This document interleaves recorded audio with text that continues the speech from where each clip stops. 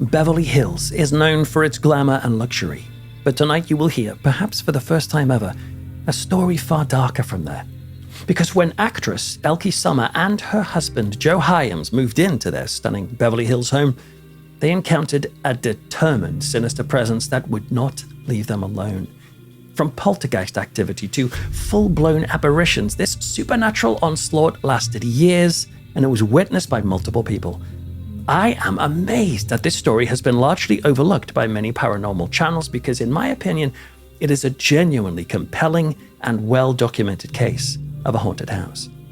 Join me for this chilling episode where we will uncover the ghostly story step by step, leading to a terrifying March morning where this haunting reached such a horrifying crescendo that the couple literally had to flee this home in a fight for their lives.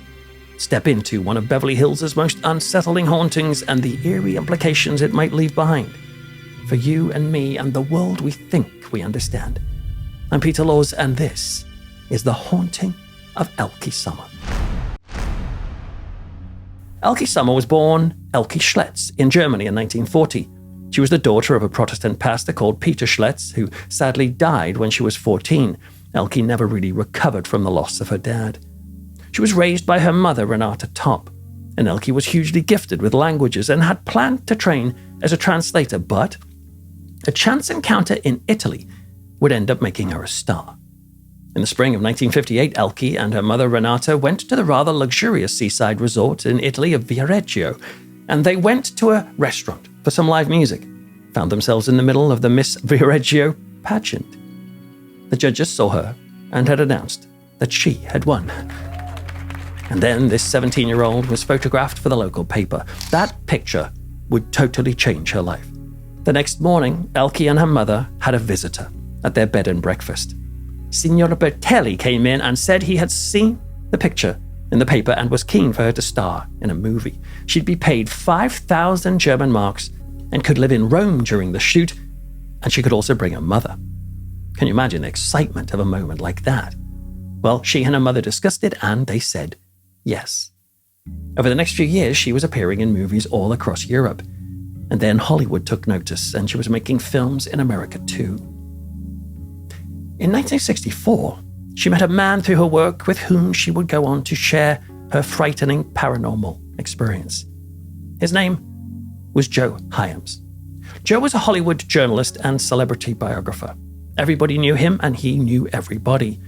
He was well known also for his cynicism. Well, he was tasked with writing an article on this fresh new Hollywood star in 1964, Elke Sommer. I've read that article from the Saturday Evening Post, and it closes with an interesting quote from Elke, which says, "I feel I'm going to die young, and I want to die with the feeling that I have lived. Acting has become my life now, but it is an empty life for a woman. I must do something to change my life, but what and how? I don't know. I really don't know." Well, her life did change right in that moment, because there was a connection between the star and the journalist. Despite him being 17 years older than her and twice divorced, the two of them fell in love. But in this very new relationship, the couple would quickly face a completely unexpected challenge: ghosts. The time was July 1964 when Elke and Joe moved in together. The house was on Benedict Canyon Drive in North Beverly Hills. I've spent ages trying to track down this house, but it is not easy. It's apparently hidden from the roadside, like many stars' houses are. Some writers say it's number 2633 Canyon Drive, others say it's 2644, but I've struggled to find them.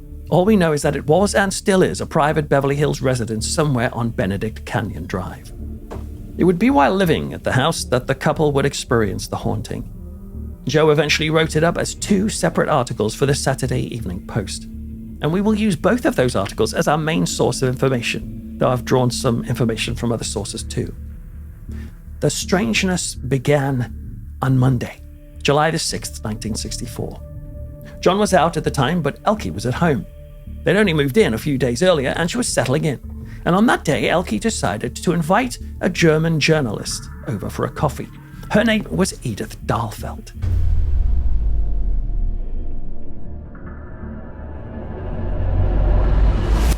Edith arrived at the house, and Elke went to pour them a coffee. But just as she was about to tilt the coffee pot, Edith asked a rather odd question. "Elke," she said, "aren't you going to introduce me to that man?" Now, confused, Elke said, "What man?" Edith said, "The one who was standing in the hall and just went into the dining room." Now, when Edith said this, Elke naturally assumed that the man must be Joe, who had come home early. So she walked to the area where Edith had said the man was heading, to the dining room, and she went in to say hi to Joe, and yet when she stepped inside, the room was completely empty. Confused, she checked the kitchen. There was no man in there either. Now, this was odd because, Edith was a journalist. She was used to getting the details right. How could she be so mistaken? Well, Elke went back to Edith and asked her to describe this, and her description was so detailed it was clear that this was not just some passing mistaken shadow. She said it was a man around 50 years old. He was wearing dark trousers, a white shirt, and a black tie. He had broad shoulders with thinning hair, she said, and his nose was slightly puffed and bulbous, giving it almost, how she described it, a potato-like appearance. Well, later that night, Joe returned home and Elke told him about Edith seeing the strange man in their house, and they were both puzzled by this, but Joe wrote that neither of them really took it too seriously. He said, "It just seemed like one of those inexplicable things you shrug off and forget. At this point, I must say that neither my wife nor I am the kind of kooky cultists who flourish in the California sunshine." And yet, as their time in the house continued, the shocking catalogue of eerie events would become impossible to ignore.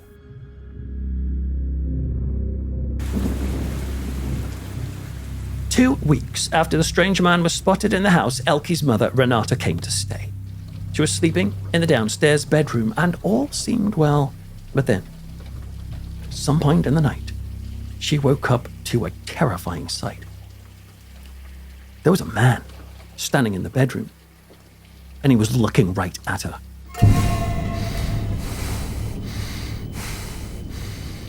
This man was standing at the foot of the bed, staring at her, and horrified by this stranger, this intruder, she was about to scream out for help, but then the man just seemed to vanish before her eyes. This incident was discussed in detail over breakfast, with Elke's mother insisting that it had not been a dream. A man had indeed been in her room last night. Now remember that Joe had a natural built-in skepticism, so he pondered this and came up with an interesting explanation. He said, "Okay, it's not a dream." But then he convinced her that it might have been a prowler instead. He said the watcher probably wasn't even inside the house because the small bedroom had a picture window. Joe wondered if she had left the curtain or the blinds open and fallen asleep and then woken to see a man staring in at her through the window from outside. Now, frankly, that's still very disturbing, but at least it's explainable. Maybe as she was half asleep and it was dark, she immediately thought the man was inside the room. Well, to check on this theory, Joe hurried outside to search the area beneath the bedroom window. It had been raining on the night in question, and so he expected to find muddy footprints in the soil, and yet he found no marks at all. Everything seemed smooth and untouched. Around that same time, Elke and her husband began to notice a rather unsettling development. At night, when they went to bed, they became aware of noises, which were coming up from the direction of the dining room. Let me quote Joe Hyams directly here. He said, "It sounded as though there had been a dinner party, and the chairs were being pushed back as the guests rose." Now, I checked a later statement from Joe, where he said that there was an air vent that ran from the dining room up past their bedroom. So there was a certain amount of amplification when the sound came up. So maybe it was just a smaller, natural sound being exaggerated, but that still didn't explain what was making the sounds. Well, both Joe and Elke tried to dismiss this with humor, saying, that must be Edith's man rearranging the furniture. Remember, Edith Dahlfeld, the photographer who had witnessed the mysterious man going into the dining room. And yet, they were starting to hear these noises almost every night. Keen to explain it, they decided it must be caused by the tree that was near the dining room window. In the breeze of the night, the branches must be rubbing against the glass like fingernails. Branches are made of wood. Perhaps the scraping against glass would sound like chairs scraping against the floor. And yet when they cut the branches back so that it was impossible for them to touch the glass, the sound continued. Now, by now, Elke was due to film in Yugoslavia, so she flew out with her mother on Saturday, the 8th of August, 1964. This meant that Joe was left behind in the home, and he writes, "From the moment I was alone, I felt uncomfortable in the house, especially at night. As nearly as I can describe it, I never felt really alone. This is an uncomfortable sensation when you know the house is empty." It's easy to dismiss this edgy feeling, of course. After the noises and the sightings of the man by two different people, surely he was just primed to expect a spooky atmosphere. But then he started to see physical evidence that something wasn't right.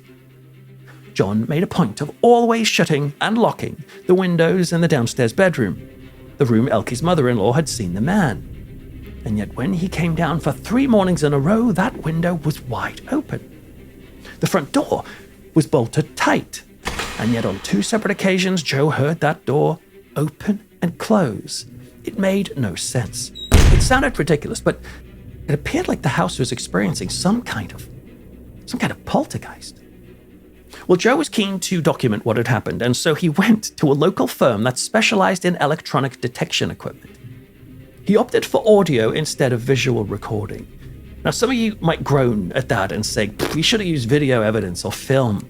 But remember, this was 1964. He couldn't just go out and buy a video camera.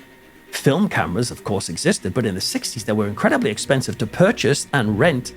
Plus, there was the cost of film stock, developing, processing. Not to mention, if you got like a little standard 8mm reel or a Super 8, the recording lengths of those films were woeful.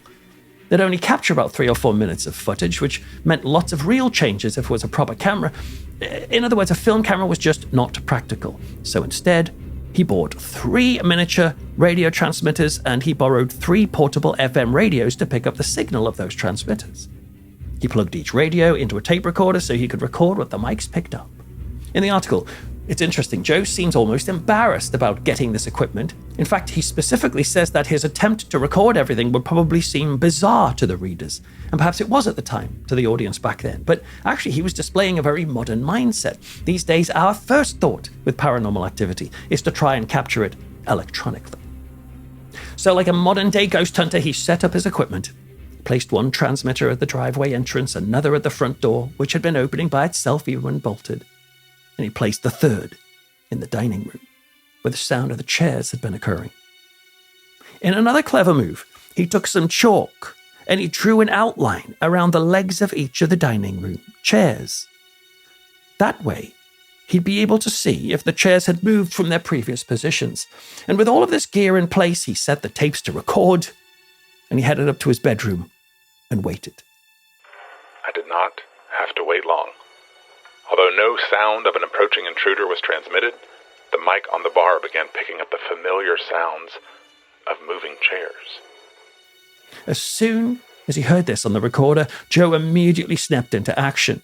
He had a gun in the house, a .38 caliber police special. He grabbed that and he crept silently down the stairs. And then he sneaked quietly along the hall towards the dining room. He lifted the gun with it pointing forward, and then he reached into the dark dining room with the other hand and flicked the light switch on.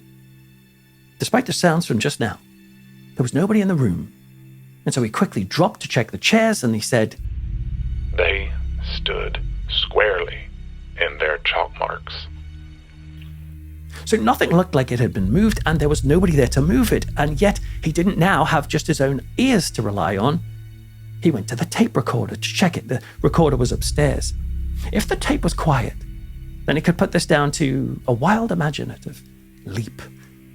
But the tape wasn't quiet at all. It had captured those familiar chair scrapes, like people getting up from the dining room table. And he noticed that the scrapes had stopped when he had started to come downstairs. Why did he know this? Because he could hear himself on the recording. He heard the sound of the light switch flicking on. He even heard himself coughing nervously on the tape. All those noises had come through clearly, but the chair noises, which he also heard, had stopped as soon as he came to find them. Well, Joe let the tape run on a little, listening to himself leaving the room and head back upstairs to check the cassette. And then he shivered when he heard it on the tape. He turned the volume up and listened closer. The chairs, he heard them scrape back again.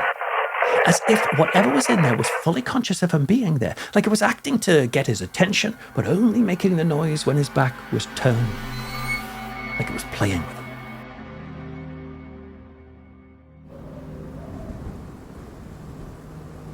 Well, Elke was still filming overseas, and Joe was set to fly out to join her in a week's time. But now, Joe wasn't so keen to be in the house by himself, even for just 7 days.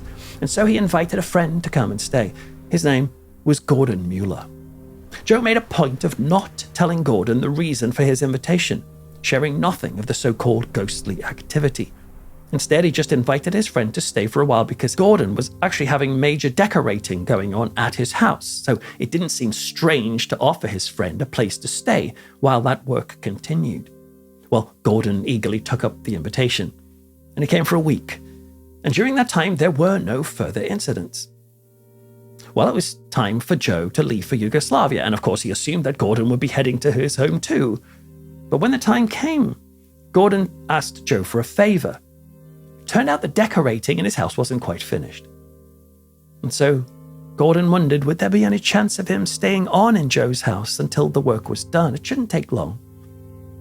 Perhaps in that moment Joe could have told him the full story of what was going on, but as far as I know, he didn't tell him.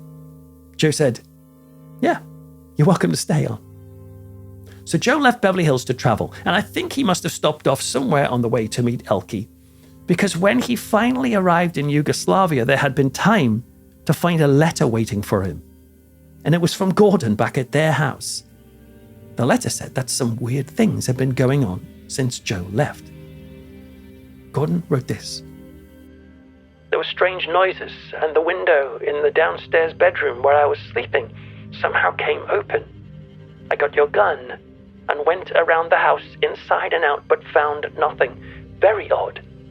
So I moved into your bedroom upstairs because there was a lock on the door." Gordon called the house creepy. "I have never experienced anything like this before. Every time I go into the dining room, the hair on the back of my neck rises up." Joe Hyams was a seasoned reporter, and so he was used to doing deep research for his articles. I don't think it's a surprise then to find him employing a similar approach to this apparent haunting in his home. During the time that Gordon Mueller was staying in the house, Joe also hired a private detective.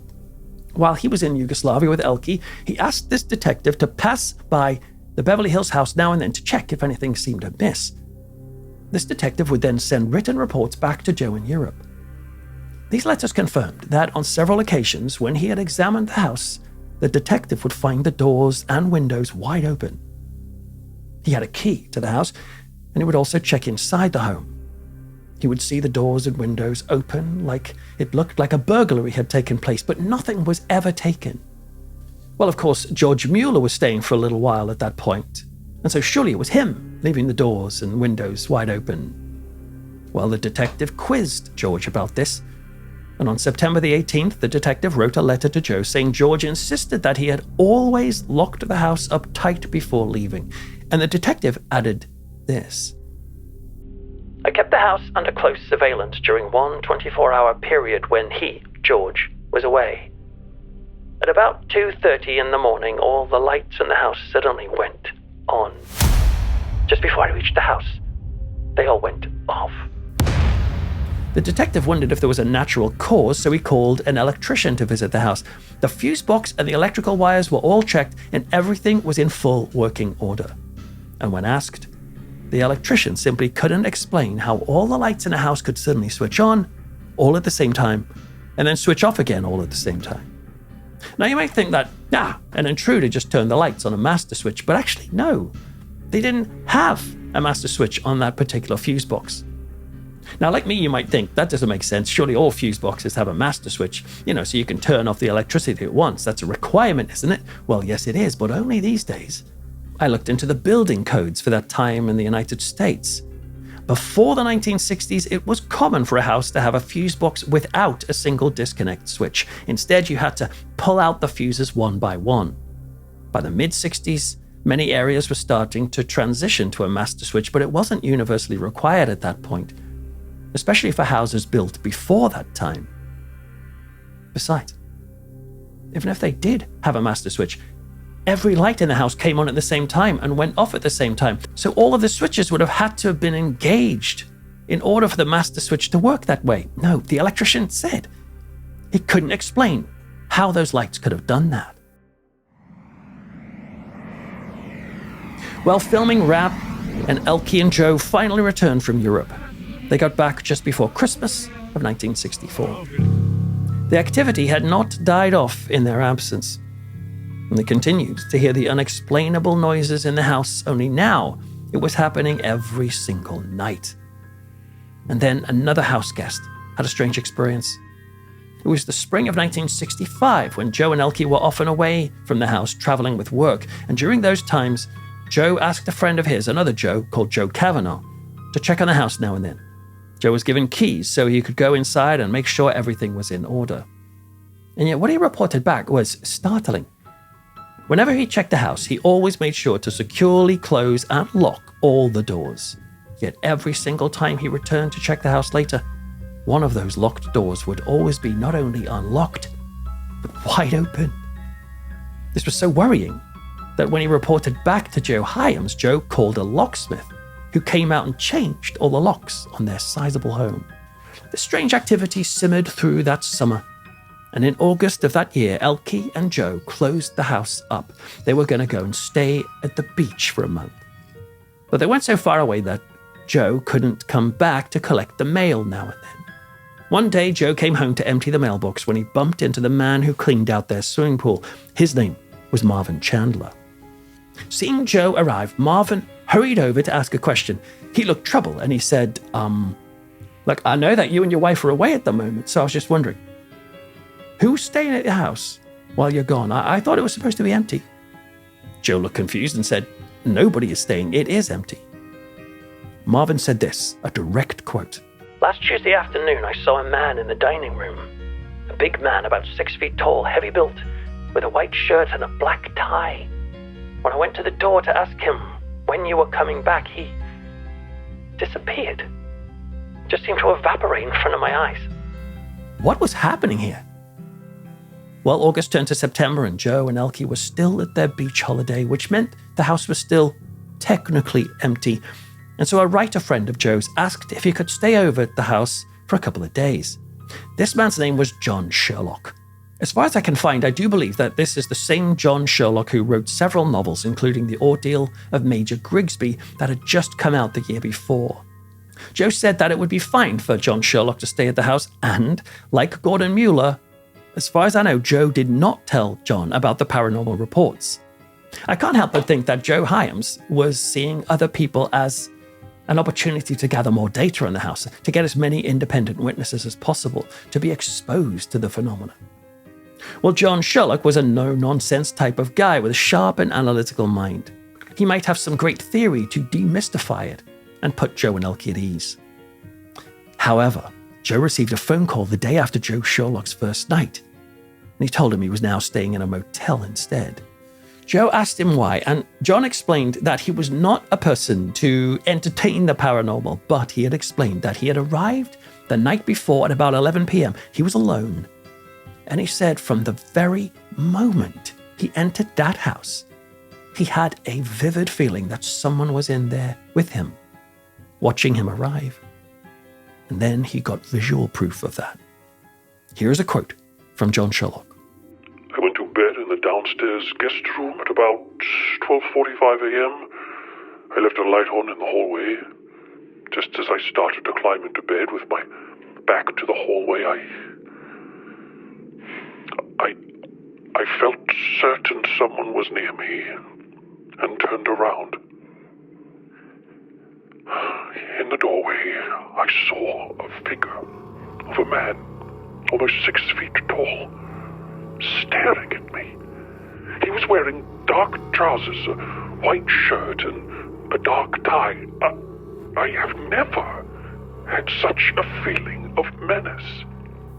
Terrified, John leapt out of the bed. There was no way he was staying in the house with that man there. But first, he had to get out of the house. John quickly dragged on some clothes and took a breath as he went out into the hallway. and he braced himself to see the man standing there. The hallway was empty. And yet, as John hurried down that hallway, desperate for the front door, he said, I could feel him. I couldn't leave the house fast enough. Not long after, Elke and Joe returned from the beach break, and they arrived back at their home. Of course, they were a little nervous, but neither of them had seen this ghostly man themselves, and so Joe kept trying to convince Elke that there had to be some sort of natural explanation, even after all that had happened. For example, John Sherlock. He saw an intruder in the house while he was in bed. Couldn't he have just dreamed that? That's the same with Elke's mother. Maybe she dreamed it when she saw the man in the room. What about the pool guy? Couldn't he have been mistaken? He said he saw a man in the house. It could have just been a trick of the light. Okay, the descriptions of the man were all incredibly and shockingly similar, but still, surely there was a reason for it. What about the strange noises at night? Was it down to something in the house? Old pipes, perhaps? Something they hadn't considered yet. That's the thing about skeptical responses to hauntings. It is really rational and indeed proper and right to look for explanations of each event. And one can find them. And yet it is the cumulative effect of one incident after the other, the repetition of sightings with multiple people, that makes such cases much harder to dismiss, in my opinion. Well, Joe and Elke pressed on with this hope that it would all be explainable. And one night, they were having dinner at the beach with a friend of theirs, a screenwriter called Arthur Ross, best known for writing the 1954 horror classic Creature from the Black Lagoon. Over dinner, Joe told Arthur about what was going on in the house, thinking it might make for a good movie plot. Arthur listened and pondered their haunting, and then he offered a rather disturbing explanation. Frogging.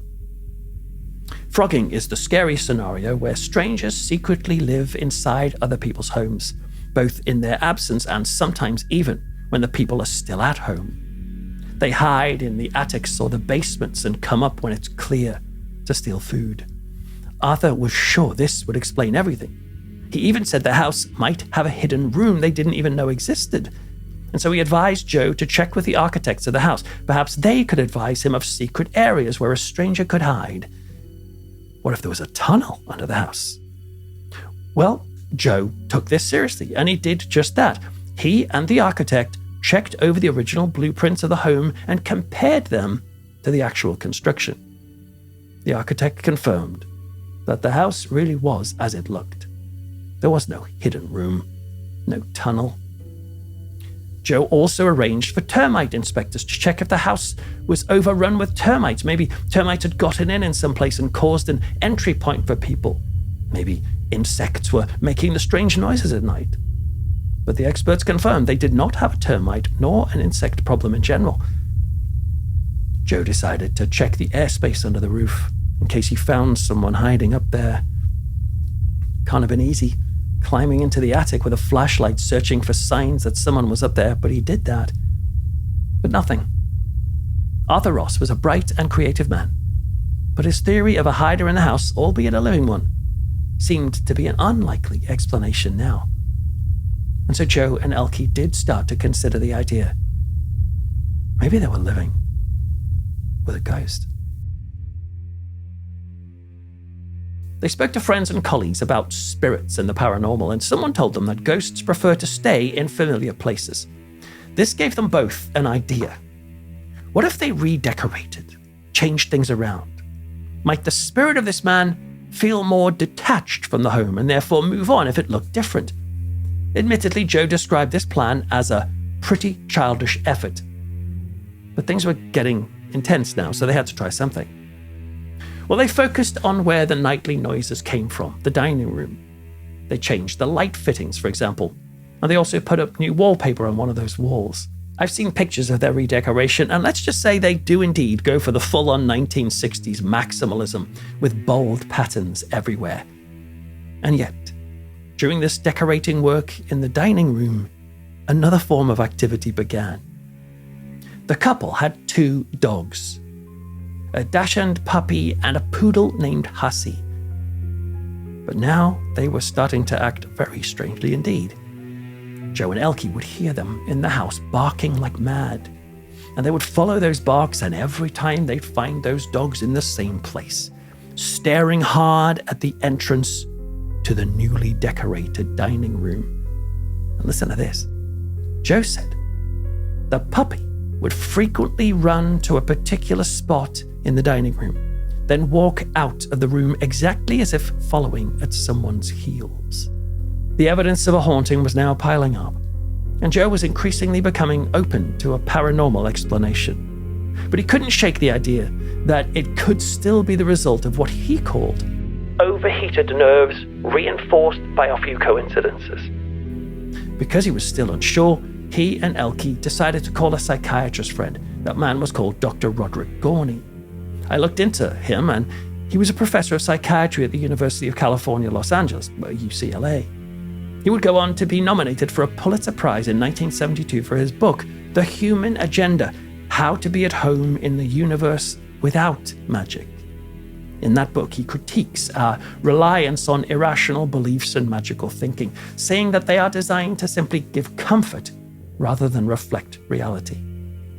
Well, Joe Hyams met with Professor Gorney, and Joe admits he was somewhat, quote, embarrassed to share their story. But the professor was empathetic. He listened carefully, and he suggested that Joe speak to the ASPR. That is the American Society for Psychical Research. Founded in 1885, it's one of the oldest organizations to study paranormal phenomena. And their core belief is to rigorously study unexplained events without promoting either belief or disbelief. Gorney knew that the ASPR were always ready to investigate active hauntings, and so he contacted them. Joe was intrigued, even when Gorney warned that it could mean sensitives and mediums potentially visiting the house, along with qualified paranormal investigators from the Los Angeles branch of the ASPR. But Joe said yes. Bring them in. The ASPR's method was to follow a standardized procedure of investigation. That would involve a medium and investigators walking throughout the haunted homes, scanning the house, so to speak. They would then fill in a series of printed standard forms. These forms included a checklist with 25 points for the medium to describe the appearance or even the personality of any entity that was sensed or seen or encountered during that walkthrough. There was also a checklist of 100 different adjectives, that's words that describe a noun, like yellow car, broken doll. They were all there to help the medium write down the description of what this presence was like. Now, Joe and Elke were instructed not to tell the medium any previous information, including their names or professions. Indeed, the ASPR advised them to be out of the house whenever these investigations took place. They didn't want to influence these mediums because, after all, there are plenty of tricksters out there who can cold read people and can end up formulating a description of a presence based on the micro reactions of those present. Like someone walking around saying, I think the ghost is female, and then they spot Elke out the corner of their eye frowning, and they say, no, wait, it's male. And they see Joe's eyebrows shoot up in approval, and they go with that, yes, it's definitely male. So they wanted to avoid that type of influence naturally. But the ASPR were also open to other forms of the unexplained. For example, telepathy. What if the medium gave a convincing description of the ghost only because they read it in the mind of the witness? That might go towards proving telepathy in ESP, but it would say nothing about a haunting. And so, without any input from the witnesses, the mediums patrolled the home and then filled in the paperwork. It was a procedure designed to either confirm how accurate the mediums could be, or indeed, to demonstrate how wildly inaccurate they were. Once the ground rules were in place, Elke and Joe opened the home for a full investigation by the ASPR. The results of those investigations, a whole series of them, were both startling and disturbing, especially for Elke. Perhaps it was fitting that they began the paranormal investigations during the Halloween season, because it was Thursday, October 28th, when an ASPR investigator called Mrs. Marjorie Kern arrived at the house. With her was Douglas Johnson, a British medium who appeared on various TV shows due to his claims of clairvoyancy. He was involved in various investigations of American haunted houses around the time. Marjorie assured Joe and Elke that Douglas had an amazing ability as a clairvoyant. Well, when Douglas arrived, he felt an instant compulsion, and he walked straight to one particular room. It was, of course, the dining room. And while there, he announced that he was already seeing a presence in that room, and he described it like this. A heavy-set man, a European who spent his past life giving of himself. Well, just over a week later, on Saturday, November the 6th, the ASPR tried again with a different clairvoyant. This one was called Lotte von Strahl. She was a Dutch woman who claimed to have developed psychic abilities after recovering from a major illness in her 30s. By now, she was in her late 60s, and she had been studied by scientists in Germany, England, the Netherlands, with tests that genuinely appeared to confirm her abilities.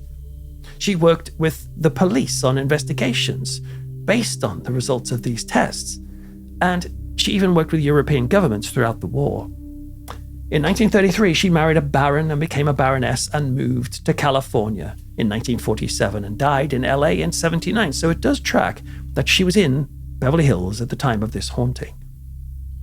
As soon as she arrived at the house, she too walked directly to that one room, the dining room. But when she looked in there, her reaction was much more distressing.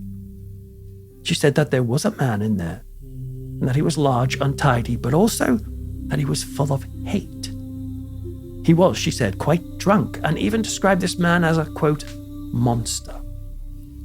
This male presence clearly wasn't pleased with her being there, because soon after this, while she was still standing in the dining room, Lotte von Strahl let out a startling scream. He touched me. He hates me. He wants me to get out, and I'm afraid of him. 4 days later, they ran another experiment with a new clairvoyant. It was Wednesday, November the 10th, when Michael Hughes entered the home. Now, I dug into these mediums, and I was able to find information on most of them, but I wasn't able to find any details on Michael Hughes. What I do know is that when he entered the house, he did not walk straight to the dining room. In fact, he walked right past it, and he went to the swimming pool outside. He said he was being drawn there by an invisible force. Michael Hughes said this. I see a blonde girl, about 17 years old, who died in Europe about 3 years ago of something in her lungs. She was ill 6 weeks before passing over. There's something to do with a relationship with an aunt. The girl is volunteering information that since her death, the house she lived in Europe, was burned. Michael's impression of the presence in this house was nothing like any of the previous mediums or the other witnesses. So does this mean that he lacked psychic gifts, perhaps? Is that why I wasn't able to find any information, and because he wasn't very good? Well, the investigations continued the very next night. Thursday, the 11th of November, Maxine Bell came to scan the house. Maxine would later appear in a 1977 documentary called Mysteries of the Unknown, the Occult, narrated by horror icon Christopher Lee. At the time of Elke Sommer's haunting, Bell was actively working with the LA Police Department on missing person cases. Well, she arrived at the home and didn't go to the swimming pool like the unknown medium had done. Instead, she walked directly to the dining room. And while she was in there, she said she could see a man in his 50s and described him as sloppy. I think he is a doctor. He died of a heart attack at the age of 58 before he could finish something important with the man of the house. They had yet another investigation the night after. That was Friday the 12th of November. This time they brought in Brenda Crenshaw. She was a reverend, apparently, in the Spiritless Church of England, but I spoke to them and I couldn't track down any details about her. She, too, walked straight to the dining room and said, I see a man above average height, about 58 years of age, a doctor who died of a chest or heart condition outside of the country.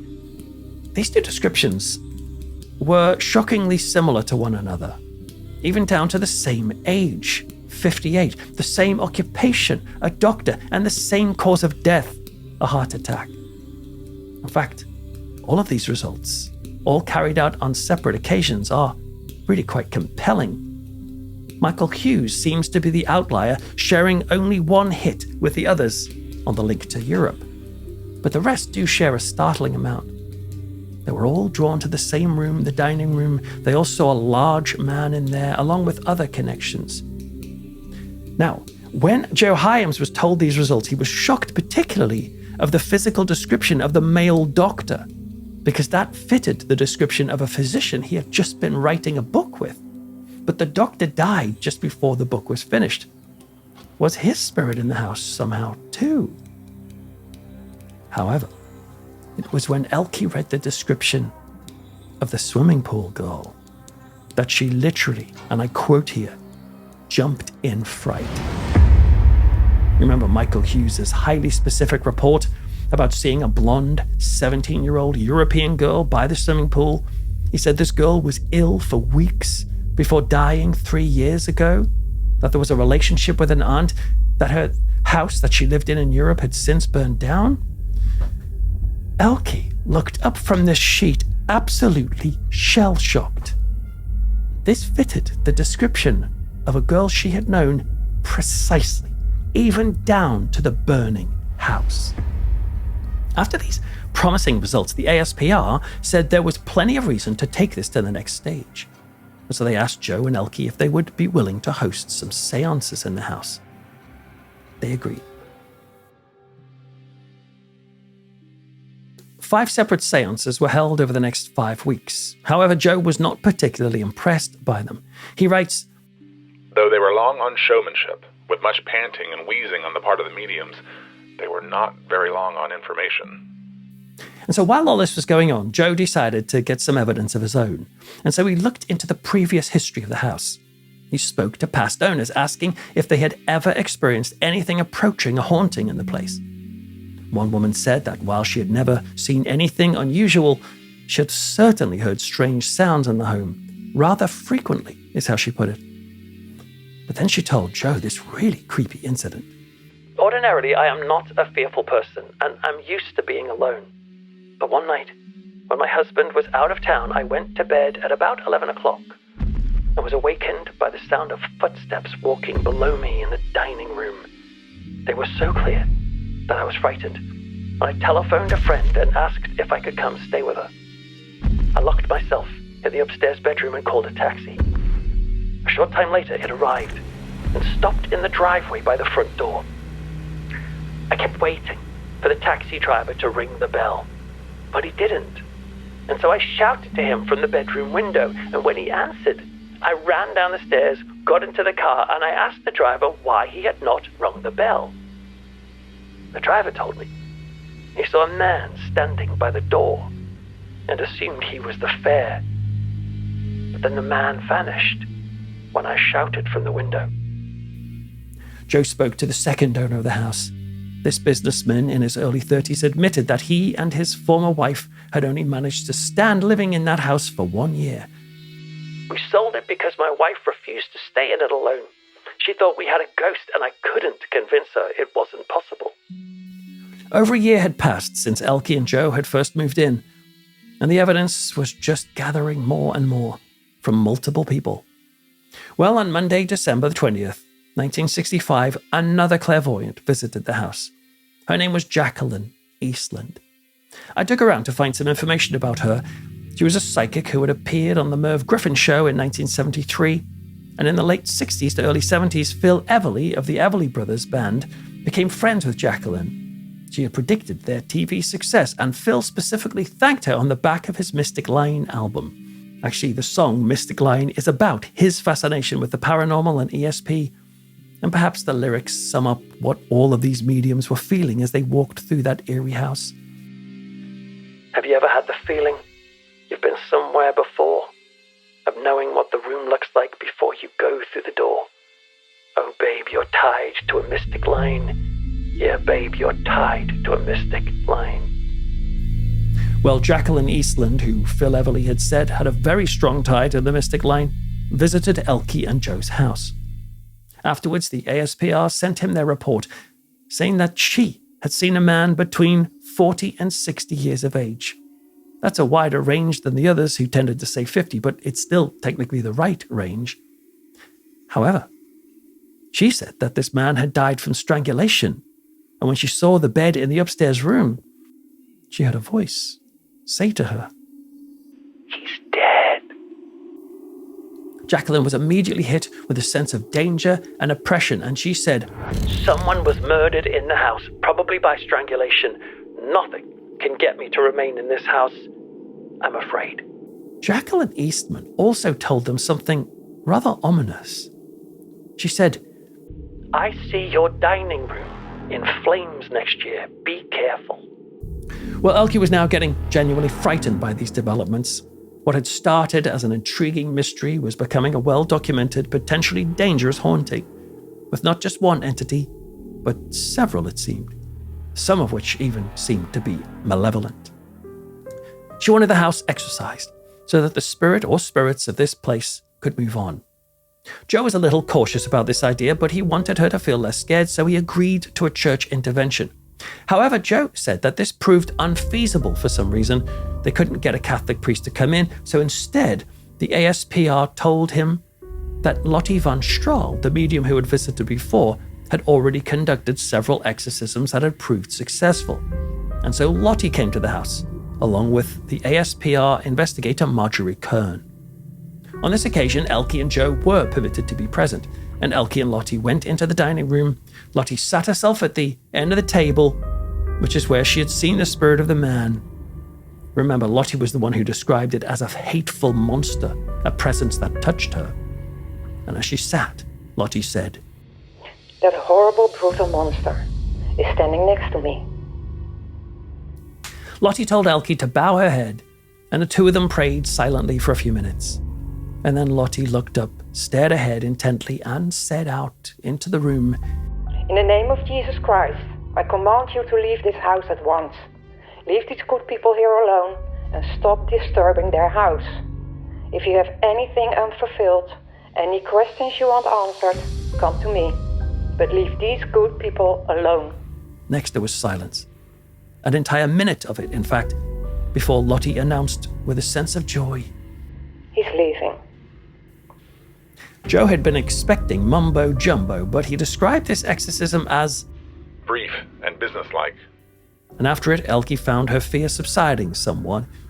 Joe deliberately resisted, pointing out that even if Lotte von Strahl had moved the spirit of that man on, the other mediums had seen other spirits in the house. Just because one had left, weren't there still others potentially wandering the halls here? His theory seemed to be confirmed on the very night of the exorcism. You see, Joe locked all the downstairs doors and carefully checked the windows. He and Elke went to bed, excited at the prospect of a quiet night in the house at last. Yet just as he was falling asleep, he felt Elke nudge him in the bed. And she said, "Listen." He sat up. He heard it too.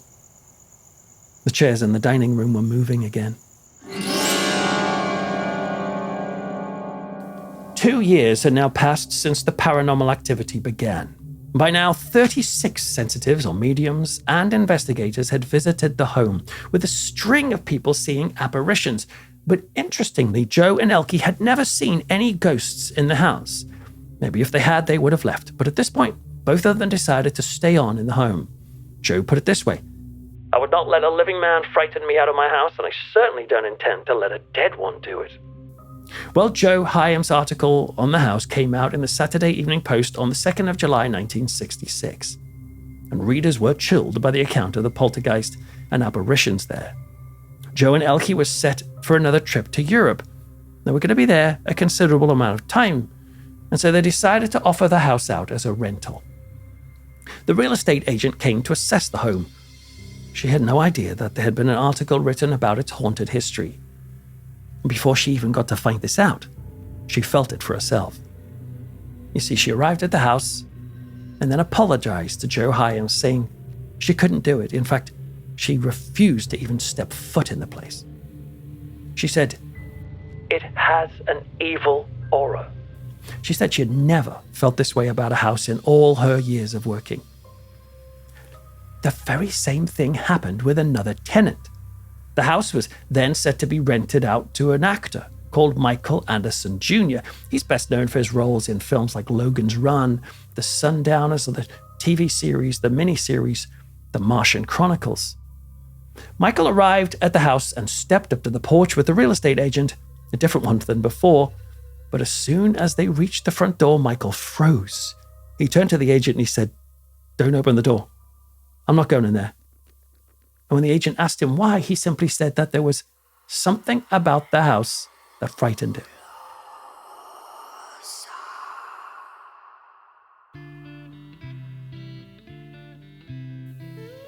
The agent tried another potential tenant, a man called Harry Kanter. Now, Harry was a notable figure in the neckwear business from New York, and he'd opened a successful expansion in California in 1960. He and his wife were coming out to Hollywood on a trip and needed a luxurious place to stay. What better than a home of a glamorous Hollywood couple? This time, John was open about the house's haunted history, and Harry just laughed it off. In fact, he joked that it could be good if there was a ghost around.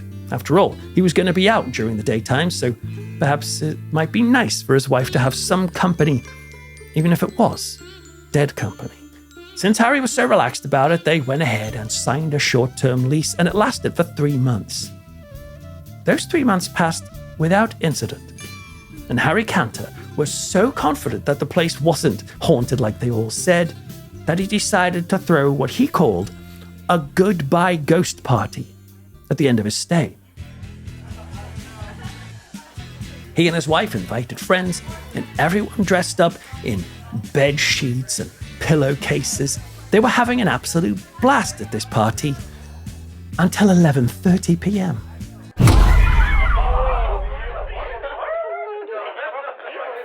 That's when all the lights in the house suddenly went out at the same time. The place was plunged into thick darkness, and then, from somewhere in the sudden gloom, everyone heard an almighty crashing sound. It had come from the dining room.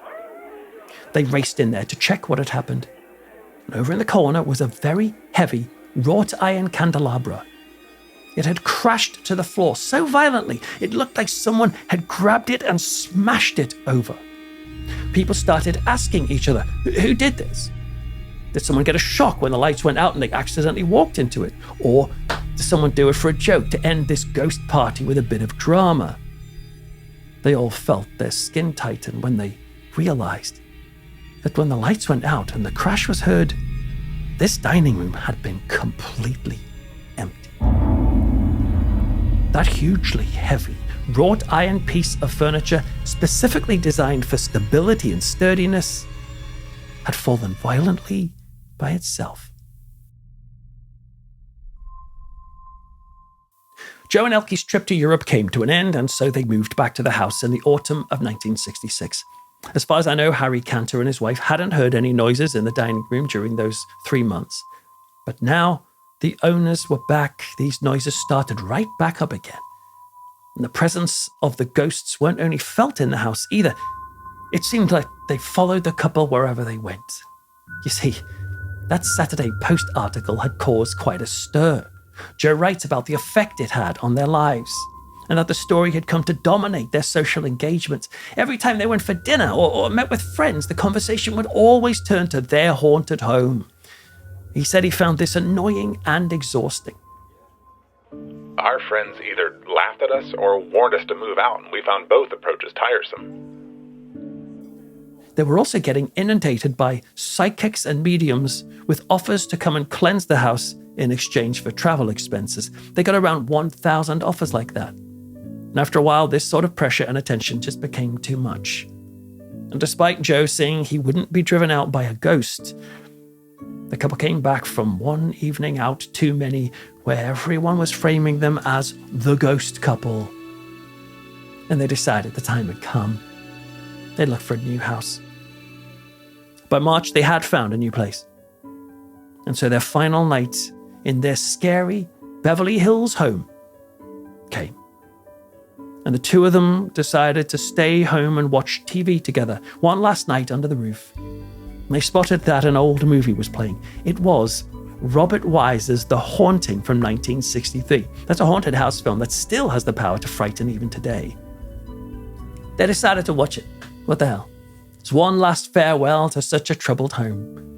And then they headed up to bed to sleep. And as Joe turned out the light, he joked with Elke, saying, I wonder what the ghost thinks about our moving. If he has any opinion, he'd better express it pretty soon.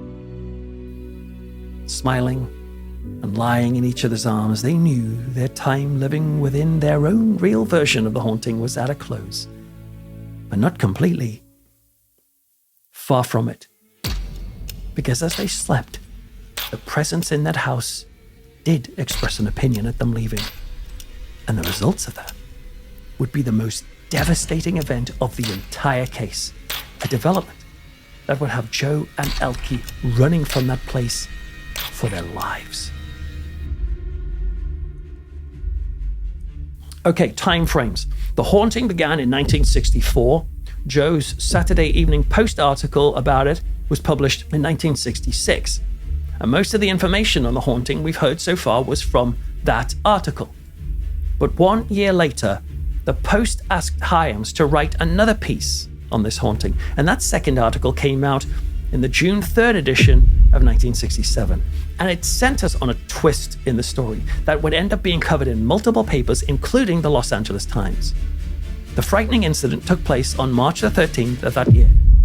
Joe and Elke had spent their last night in the house and were still asleep the next morning when Elke was woken by noises from downstairs. She shook Joe awake when a loud pounding was heard on their bedroom door. What was going on? Now remember, Joe had a .38 caliber revolver. Well, he kept it on the night table. He had done so every night since they moved into this house because of all these weird, strange noises. And right now, someone was smashing a fist, it seemed, against the bedroom door. He grabbed a gun and he stepped out of the bed. And as he approached the bedroom door, he heard a noise from downstairs which chilled him.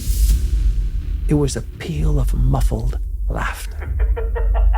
Bracing himself, he pushed the door open, gun in hand. There was nobody there to knock on it. What he did see, however, was horrifying. The landing was filled with a thick cloud of black smoke. You remember they had 2 dogs. Well, one of them, the poodle called Hussy, was in the room with them. Hussy saw the smoke and started barking wildly. And then the dog bolted out of their bedroom through Joe's legs, and the smoke was so thick that Joe said the dog just vanished into it. Of course he wanted to run after Hussy, but they were in incredible danger right now. He stepped back into the bedroom, closed the door, and as calmly as he could, he said to Elke, There's a fire downstairs, and we've got to get out fast. Through the window. Elke leapt up, grabbed her most expensive jewelry, pulled on a coat. While she did, Joe phoned the fire department. The fire station recorded the call as coming in at 6:21 a.m. Before he crawled out of the window, Joe risked pulling the bedroom door back open. He was desperately hoping that their dog, Hussy, might come running back and escape through the window after them. And then he rushed to help Elke climb out through the window, and they both crawled out onto the roof. They reenacted this for a newspaper article, and so in those recreation photographs, Joe was wearing shoes. But on the actual morning, of course, they just climbed out of bed, so he was barefoot. He said as soon as his bare feet touched the shingles of the roof, he knew where the fire was coming from. Can you remember their bedroom was over the dining room? Which is why they kept hearing the chairs scraping at night. But now the roof over the dining room was hot. And he could tell right away that the dining room was ablaze down there. He glanced around. He saw black smoke pouring out of the chimneys to both the living room and the dining room. Now, thankfully, the roof was sloped with some sort of banister underneath, so they were able to slide down and drop off onto the ground pretty easily. And they raced to the back of the house where their other dog, a dachshund puppy, was sleeping. They could see the kitchen, which had no flames in it, and so Joe smashed a pane of glass so he could unlatch the window, and he climbed in to save the puppy. It must have been terrifying because this kitchen had the door to the dining room, which was thankfully shut tight. And Joe went to touch the door, and he snapped his hand back. It was so hot it left blisters. He looked back to see Elke. She was climbing through the kitchen window after him. Now they had the puppy, she was desperate to rescue Hussy, the poodle who was still somewhere in the house. And it looked like she was ready to run through the dining room to get the dog. Joe had to grab her. He knew that if she opened the door, not only would she spread the fire, she could also create a backdraft where the fresh oxygen seeps into the room and causes an explosive blast of flames. She didn't care. She just wanted to go anyway. Otherwise, Hussy would almost certainly die in the fire. It was a desperate situation, but no. Joe had to force her away from that dining room door. He managed to push her back outside, where they ran around the front of the house. From here, they could get a better look at the dining room, and through the smoke, they could see the dining room table and all of those chairs that had shifted and moved and scraped on their own most nights were now glowing with a ferocious light. The table was ablaze with fire. It was 6:31 a.m. 10 minutes had passed since they had called the fire department from the bedroom, and now the sirens were wailing, cutting hard through an otherwise peaceful Beverly Hills morning. The firefighters got to work immediately. But then one of them said that he could hear something from somewhere in the house. A dog was barking. There was still a lot of smoke, but Joe rushed in to an as yet untouched part of the house, and he carefully crept up the stairs, calling out, "Hussy, Hussy," which is German for bunny. A couple of minutes passed until Hussy came running out of the smoke and sprang up into his arms. She'd been white before. Now her fur was black. They called for help at 6:21, but by 7 a.m. the fire was completely out. Joe and Elke sat outside their now smoldering home, shaking with fright, but thankful that both they and their dogs were alive. And at some point, the fire chief came up to them, saying he needed to figure out the cause of this fire, of course. They discovered from him that the fire had been so hot it had melted the pewter plates and silverware in the dining room. And he confirmed that the fire had indeed started in the dining room, specifically on the dining room table. And so the fire chief asked them both, "What on earth did you have sitting on the table to cause that fire?" Joe said, "Only a tablecloth and a place setting for 2 people. The chief pondered this for a moment and asked them a question. "Do you know anyone who would want to set your house on fire?" Joe and Elke were shocked. They said, "Of course not, but why?" The chief looked at them both and said, "Based on his years of fire investigation experience, looks like a spite fire to me." Now, I've never heard that phrase before, so I can guess its meaning, but I looked it up to make sure. It means this. A spite fire typically refers to a fire that is deliberately set as an act of malice, revenge, or spite, where someone sets fire to a property to deliberately harm the owner or to express resentment. Both Joe and Elke must have felt a deep shiver that morning. Not only had they almost lost their lives, but their minds were casting back to a prediction that had been made by one of the mediums the year before, just in case you missed it earlier. The clairvoyant Jacqueline Eastlund had said she'd sensed a man in the house murdered by strangulation, but also a deep sense of fear that she had to leave, and she warned them, "I see your dining room in flames next year. Be careful." The ASPR notes recorded her warning. The owners of the house, whoever they are going to have to jump from the 2nd story from their bedroom to avoid the fire. Which is exactly what Joe and Elke had to do. Now you might say, "Oh yeah, this is just a detail added into this story after the fire as a spooky flourish." No. When this medium made that prediction in 1966, an investigator from the ASPR was present. She was a psychologist called Thelma Moss. Now remember how the ASPR had these sheets for recording data? Well, she wrote down this prediction on that sheet, and it was even published apparently in an article of the ASPR. That detail was forgotten about, especially because it didn't really track with anything else that was talked about in that house so far. Until 8 months later, when the LA Times ran a picture of Elke and Joe jumping from that roof just as predicted. Ironically, when Jacqueline gave them that warning back then, both Elke and Joe had considered raising the fire insurance on the house, yet eventually their skepticism kicked in and they decided not to. But now, sitting on the grass, watching black smoke rising from their home, they wished they had taken the warning more seriously. The fire ended up costing $25,000 in damage. Counting for inflation today, 57 years later, that would be the equivalent of around $235,000. Well, over the next few days, both the LA Police Department and the Fire Department analyzed the damage, sifting through the debris, following the pattern of the fire and the scorch marks, trying to figure out what happened. Meanwhile, the medium Lotte von Strahl even visited the burnt-out home. She was the one who called the male presence a monster and claimed to cast him out with a prayer. When she walked through this smoldering home, she immediately said, "Ghosts don't set fires. This one was set." And she described a living man and his style of speech that weirdly matched someone with whom Joe had recently had an argument. And when they put this to the fire investigation team, this description matched a local arsonist. The doors of the home did have some signs of tampering at some point in the past, and yet there was still no evidence to make a conclusion, and so the verdict was simple.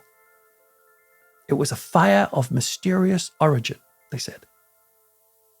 And the mystery only deepened when the insurance investigators came to take photographs of the house. Because when those shots were developed, something wasn't right. After the fire, the insurance company sent a photographer to take pictures of the damage. His name was Joe Jaska. Joe came out to the house and took multiple pictures, then left to develop them. Joe Hyams got a phone call from Joe Jaska the following day. On the phone, this photographer said, "I've been photographing fire damage for 30 years. It's my profession. My pictures are always sharp, but not the pictures I took of your house. In one picture of the dining room, part of the wallpaper is blurred in one corner as if it had moved, but the rest of the wall is sharp and clear. There couldn't have been any camera movement, whatever movement there was on the wall. And in another picture of the coffee table in the living room, everything surrounding the table is in focus, but the table itself appears to have moved. It's the first time anything like this has happened to me." Now, we don't have access to Jaska's photographs. However, there were some pictures printed with Hyams' second Saturday Evening Post article. In fact, there is an entire page devoted to the photographer for that fire story. Alan Grant had been tasked with going to the house to get shots of Joe sitting with the medium Lotte von Strahl, as well as dramatic pictures of Joe and Elke recreating their escape from the fire. Alan Grant writes this: "I don't believe in ghosts, but I must admit that after I shot the pictures for this story and looked at my contact prints, I was a bit shaken." He wrote that on one sheet of prints, several of the frames with the medium were covered in some sort of fog or solarization. He said it could have happened in the darkroom, but that this was quite unlikely, as darkroom lights don't usually have that effect on film, especially when the person handling them has so much experience. I looked up Alan Grant. He was a renowned photojournalist. He was best known for his work with Life magazine. He captured many iconic images of notable figures like Marilyn Monroe and Richard Nixon. Yet this professional was baffled why this effect had taken place, especially because it happened in the middle of a roll of film. Yet he was still willing to say he supposed it could be a darkroom issue because he couldn't think of any other natural explanation. And yet there were also problems with another set of shots, the pictures of the rooftop escape. Something was wrong with the second and third pictures. They were completely washed out by overexposure, which made no sense because he didn't change the aperture because he was shooting so quickly. It was possible that something called a sticky diaphragm in the lens could cause this, but he'd used the same camera 2 days before the Joe and Elke shoot and 2 days after. All the shots for both of these other jobs were completely unaffected. And just as confusing was a shot he took of Elke holding up some debris. Here, the top half of the shot is overexposed and washed out, but the bottom half is fine. He took another straight after it, and it turned out perfect. He wrote this: "This really stumps me.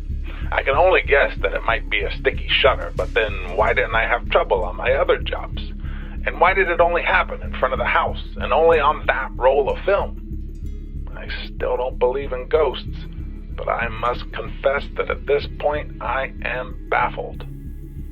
Photography was his life, his profession. For him to be totally perplexed by something like this is yet another piece of evidence to add to the, frankly, vast pile of incidents that suggest something supernatural may well have been lurking in the home of Joe Hyams and Elke Sommer. What happened in that beautiful Beverly Hills home? Was it a string of insane coincidences, or was it something paranormal moving amongst them? One might ask, is the activity still happening today? Or did it end in the 1960s? Certainly when the medium Lotte von Strahl walked through the fire-scorched home, she said that this fire had driven all the ghosts out for good, but had it? We also might ask, were the spirits in that home negative and hateful, like some of the mediums said, or were they neutral or even kind-hearted? After all, Elke kept coming back to what woke them that morning of the fire. It wasn't the sound of sirens. It wasn't the crashing of burning furniture below them. Can you remember what roused her from sleep? It was a pounding at the bedroom door. Could it be that an entity had set a fire and then had second thoughts? Or were there really multiple spirits in that home? So that the hateful presence started the fire. Remember the laughing Joe heard from downstairs when he saw the smoke? And yet a separate, more loving presence rushed to their aid and warned the couple to leave? We just don't know. All Elke knew for sure was that if it wasn't for that frantic knocking on the door that morning, they could well have been burned alive in that house. And what of the house itself? Well, after they left it, Elke spoke in an interview saying that she kept an eye on the home after that. She said that it had changed owners at least 17 times in that period. She said that in 1986, about 20 years after she had left. And to be fair, 17 owners in 20 years is a pretty high turnover. Did those people experience something in the house too? Well, in that interview, Elke said that she did know of some people who owned the house after her, and they were having a Halloween party one night. They were sitting at the dining room table, a new one, obviously, after the fire. Now, since moving in, these new owners had fitted a beautiful and big crystal chandelier above that dining room table. And as it was Halloween, they were all talking about ghosts. The idea of this particular house being haunted, and they were laughing about it. Until the chandelier suddenly fell from the ceiling and crashed into the table. Elke said one of the guests almost had their arm severed as it crashed down on top of them. Elke and Joe eventually divorced in 1981. It had been his third marriage and her first. He remarried in 2005, but he died of coronary artery disease in 2008. He was 85. Elke also remarried in 1993 to a hotelier. And she and Joe had parted, and yet together they had shared one of the most intense and certainly most mystifying experiences of their lives. There's much more to Elke Sommer than haunting. She's a talented and gifted actress, singer, painter, tennis player, linguist, animal rights campaigner, the list goes on. And if you search her online, you'll find various sites devoted to her work. And yet it astonishes me that her paranormal story is not better known today. Because to me, this is a multi-layered, fascinating, frightening, and persuasive case with multiple threads of evidence. And I think it makes for a compelling argument that this world may be stranger than we ever imagined. But there's a lot more where this came from. Why not dive into this video for another walk into the fog? But for now, I'm Peter Laws, and you have been listening to The Haunting of Elke Sommer. Good night.